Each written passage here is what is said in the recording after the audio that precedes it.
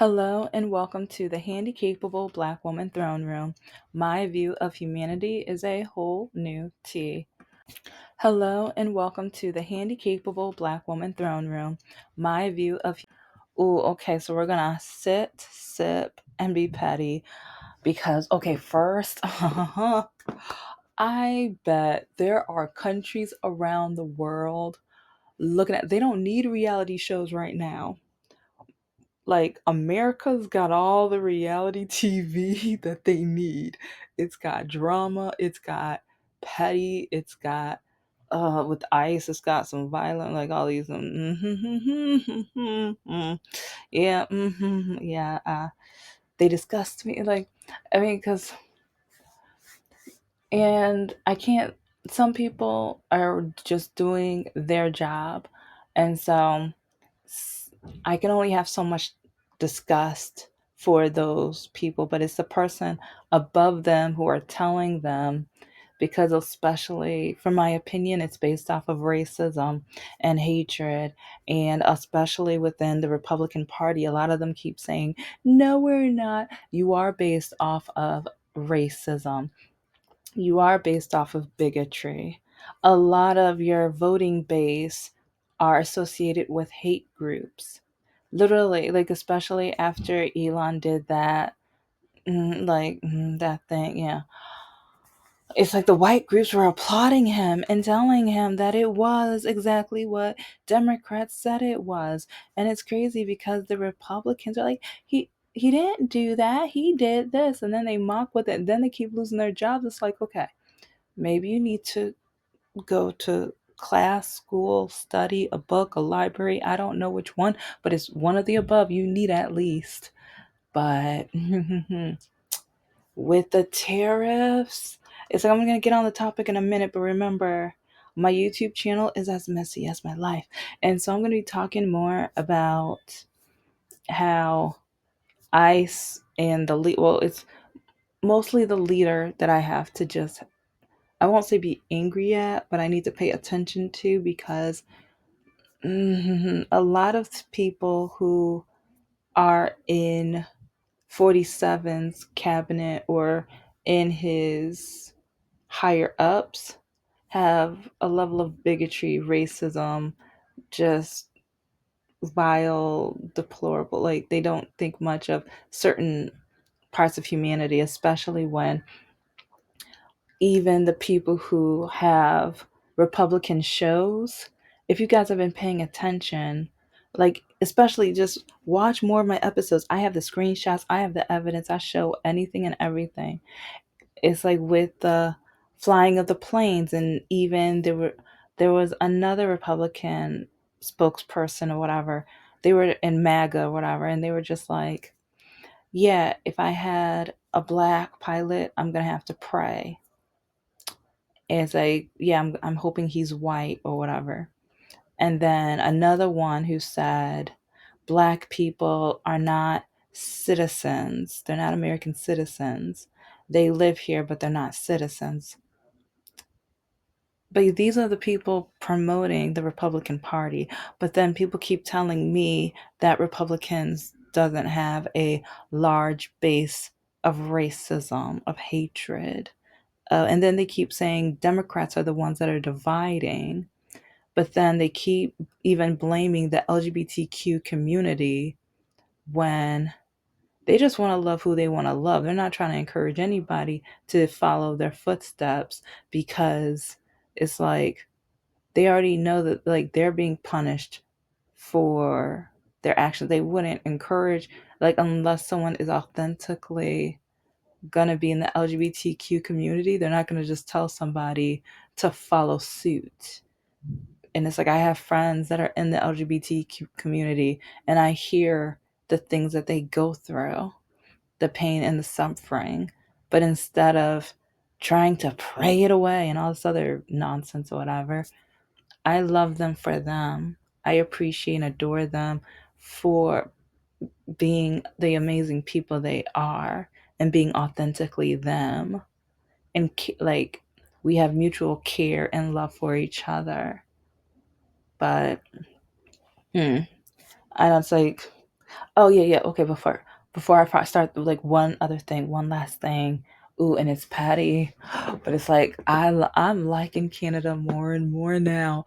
It's like one. It's like I need to.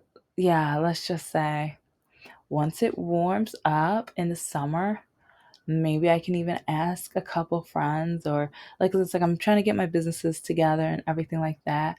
But if I can plan like a 1 week vacation to go to Canada, because yeah, Canada's earned like the way they were petty over the last 24 hours. I'm just like, okay, you petty like me. I like you. Because with 47 and the tariffs, with 47 and the tariffs, Canada was just like, yeah, Elon, remember that Starlink contract? $100 million?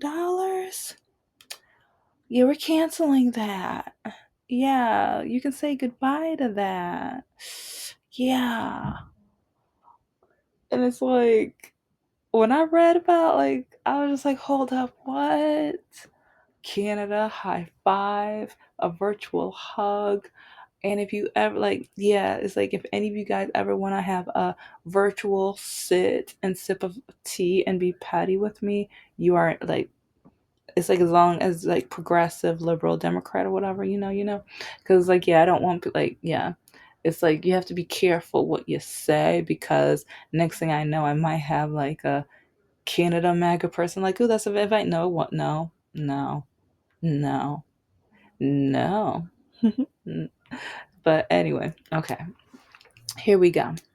I was like, oh, and I know I'm a little unique, but part of me just feels like I'd rather just be my genuine self. I don't want to have to construct myself to be something different. Then I always have to remember what that constructed person is. So it's like I'm the way that I am. And yeah, anyways, okay, today's topic, more more disability reality, because I have been through this several times and I have only been diagnosed for a few years now.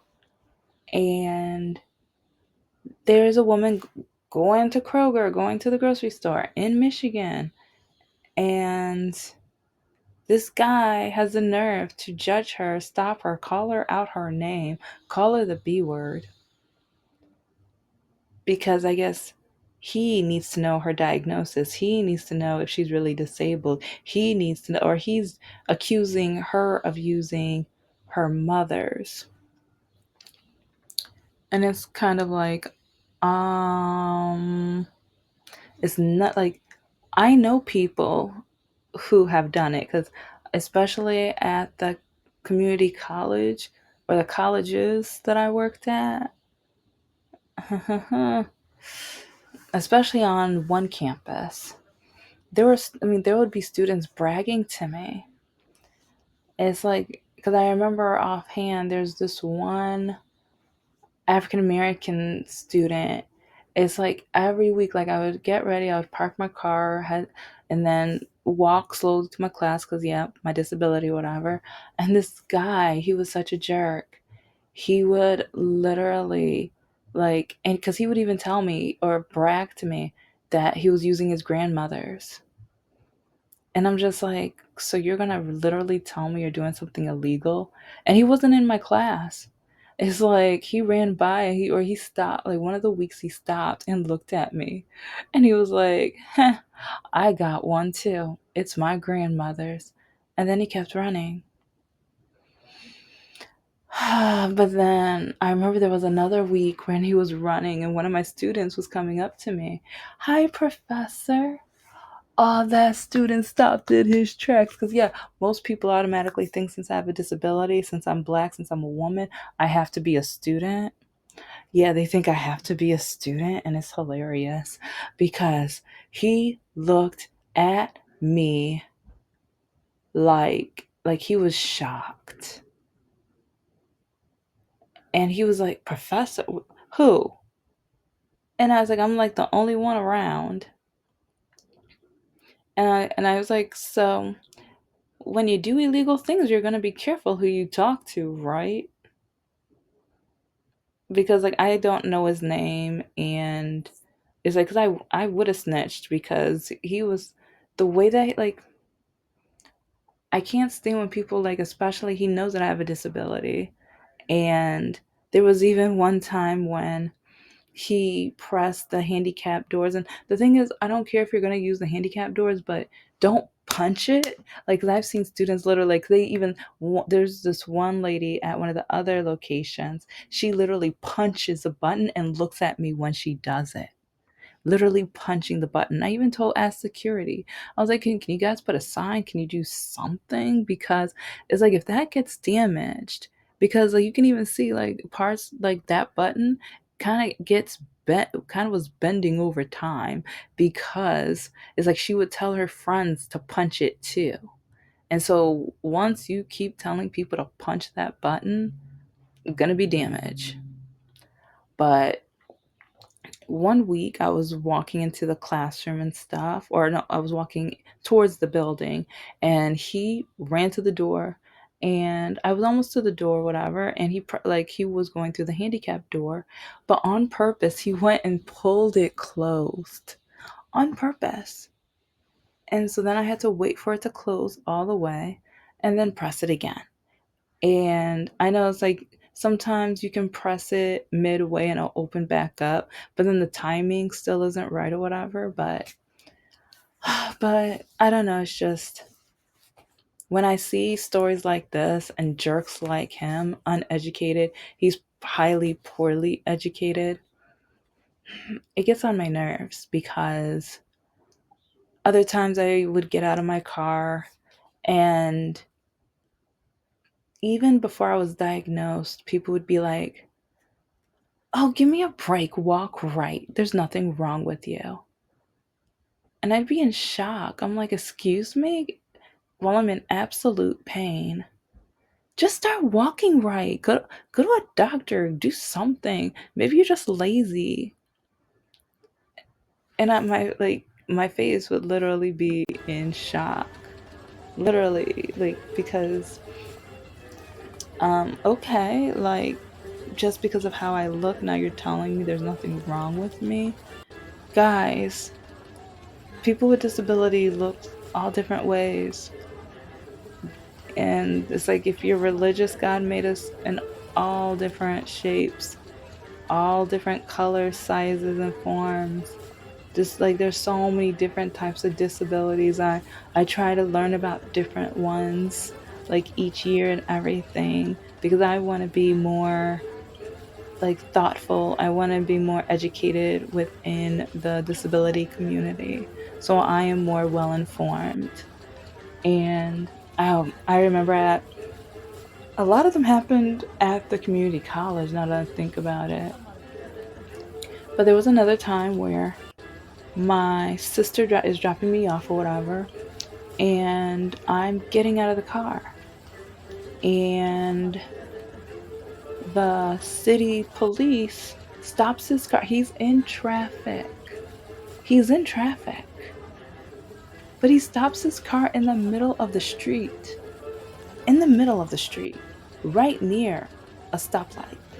Right, literally at a stoplight. And he jumps out of his car, starts walking towards us. I literally just opened my door and he yells, "Close the door." I'm like, what the? And so I close it. My heart's racing. I'm like, what did we do? What's going on? And my sister and I were looking at each other. We're like confused. And then it's like, as soon as he walked close enough, he saw my walker. And he was like, oh, you don't look like anything's wrong with you. And then I was able to breathe again because I was like it was angry breathing though. And oh, he saw I was furious. I was pissed off because he was like, no, no, no, you don't. Okay, it's like I'm sorry. You don't look like anything's wrong. I would have never. And oh, I glared at him because I'm just like, get away from me now.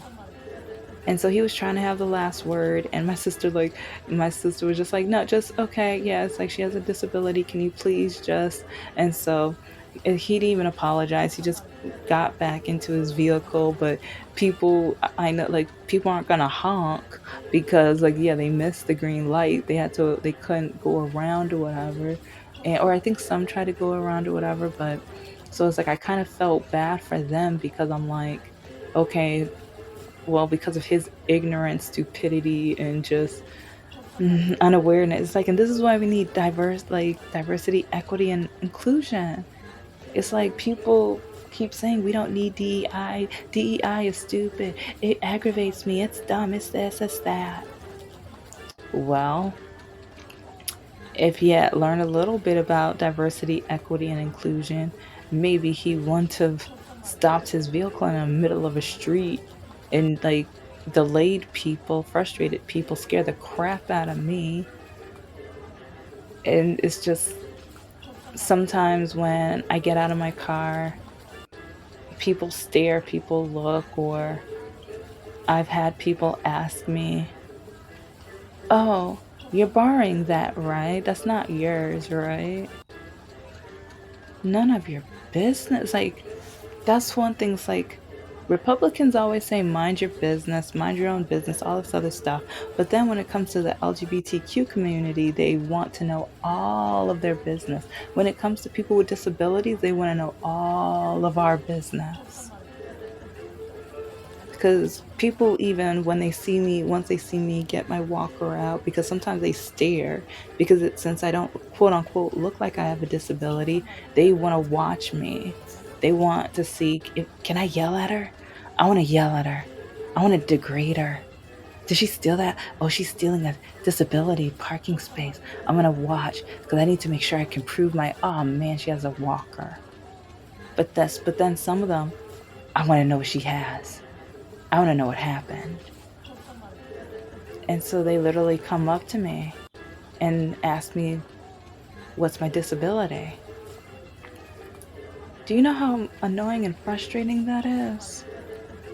I don't know you. I don't owe you anything. And that kind of reminds me, it's like, I don't know when I'm going to do the story, but I remember when I was breaking up with my ex, Mr. No Heart. I dated him for 7 years. Oh, that was a waste of 7 years. And I would have oh, if it wasn't for my disability, if it wasn't for the mental ABUSC that I went through for years and years, and the low self-esteem, the heartbreak and everything, the family trauma, yeah, I would have never dated a jerk like him. He's a guy, but he's a jerk, a no good, no heart, awful, ugly, vile jerk. But I remember when I was breaking up with him, he had the nerve to even slide in. And you don't even know your diagnosis.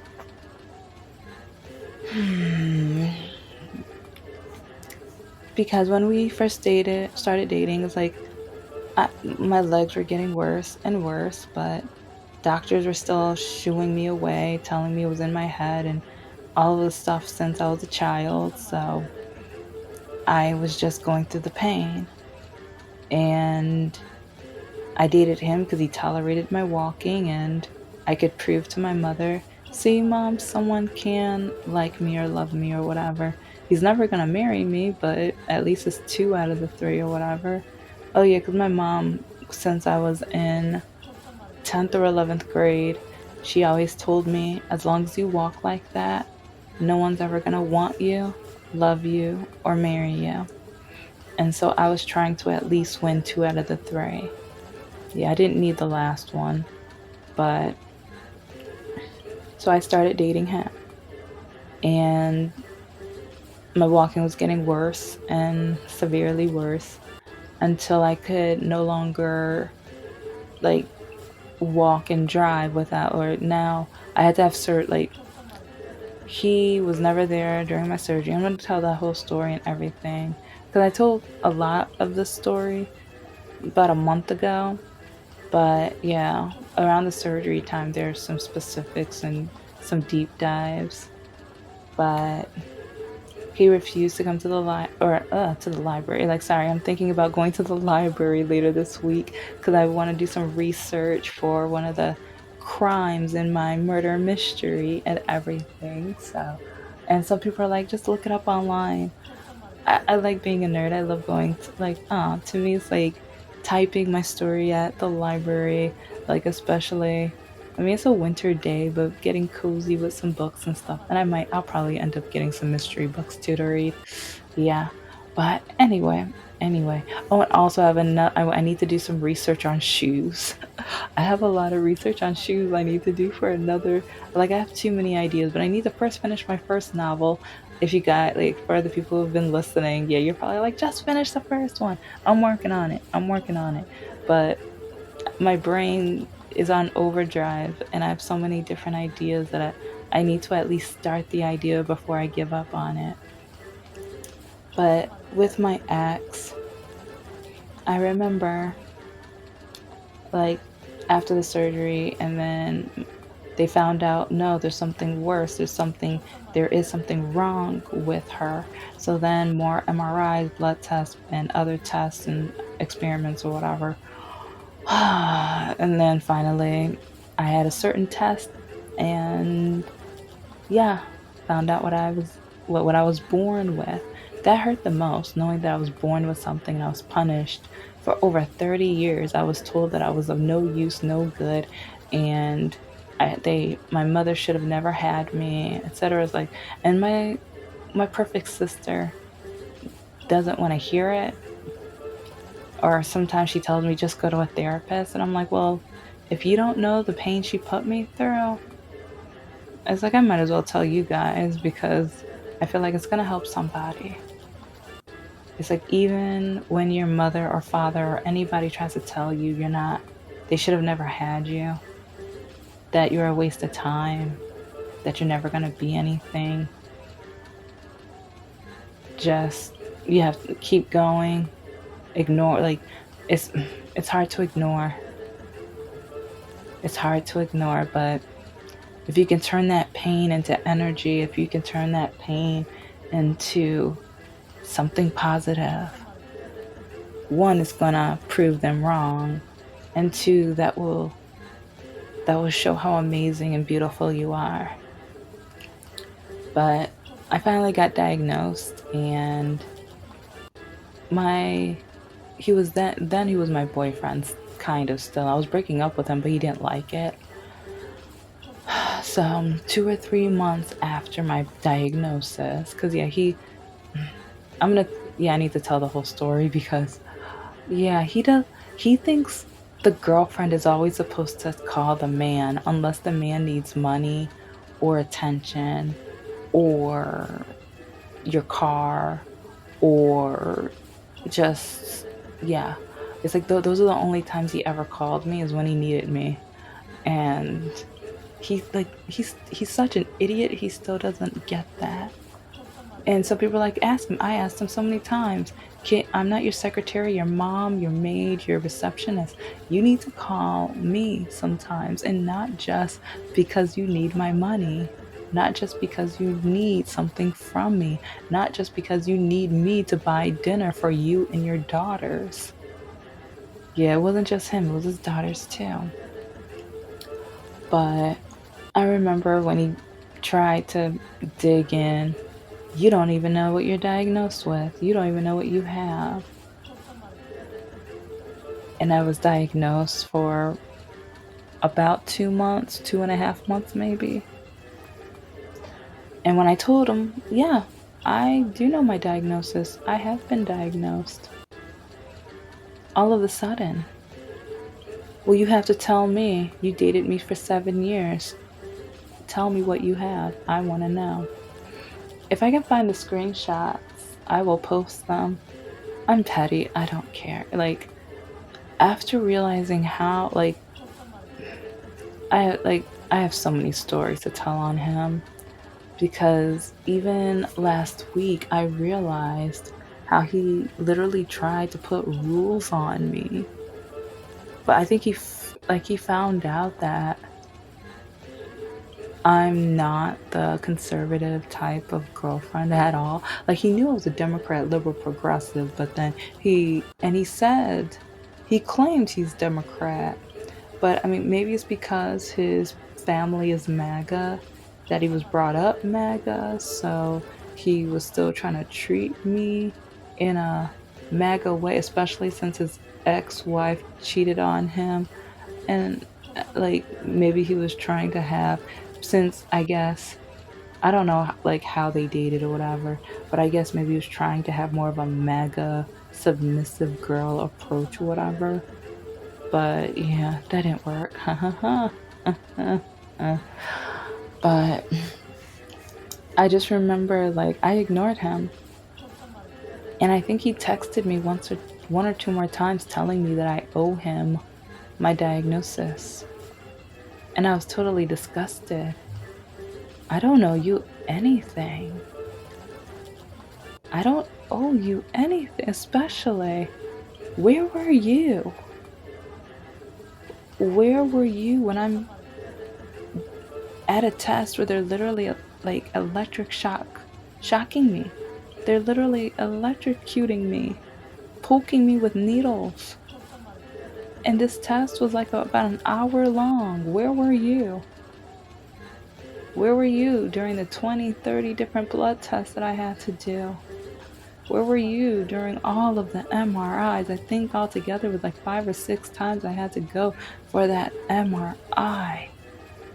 And then I came in, like, there were so many tests. There were so many tests. But he never called to check up on me. He never cared. But just like with the rest of society, they think they deserve to know my diagnosis just because they want to know. They think I'm supposed to give them my diagnosis because I have to prove myself to them. That it's like a lot of the jobs see how I walk. They don't want to hire me, but they want to know what I have. Like, because even with one of the universities, like, I told them I had a disability, and but the interview was virtual, and so the dean did not know about my disability until the first day of class, because I go and teach my class and everything like that, and I leave out, and the dean sees me, and he's in a classroom. He jumps out of his seat so quickly, and he's the way he's like glaring at me. I felt so uncomfortable. But again, it's like other professors would come up to me and say how he mocks me and how he puts me down and how he says that I am, like, the way that I walk would be good for nothing or whatever, etc., etc. And I'm just like, on my application, it says I have a disability. During the interview, I said I have a walking disability. What in the like? But, anyways, I'll talk about that full story because, oh, ignorance, poorly educated people, but then they don't want to know anything about DEI. They want to be able to exclude communities because of their prejudices. It's like he's an ableist, no good. He's probably a bigot too, but he was so desperate to hire people because it was 1 or 2 weeks before the semester was starting, and he couldn't find people that were able to teach those classes. Yeah, it's crazy. It's like, yeah, they were shocked when, yeah, he was like, you have 3 degrees. Oh my gosh. And marketing. Oh my gosh. And you promotional model. You have 12 years experience.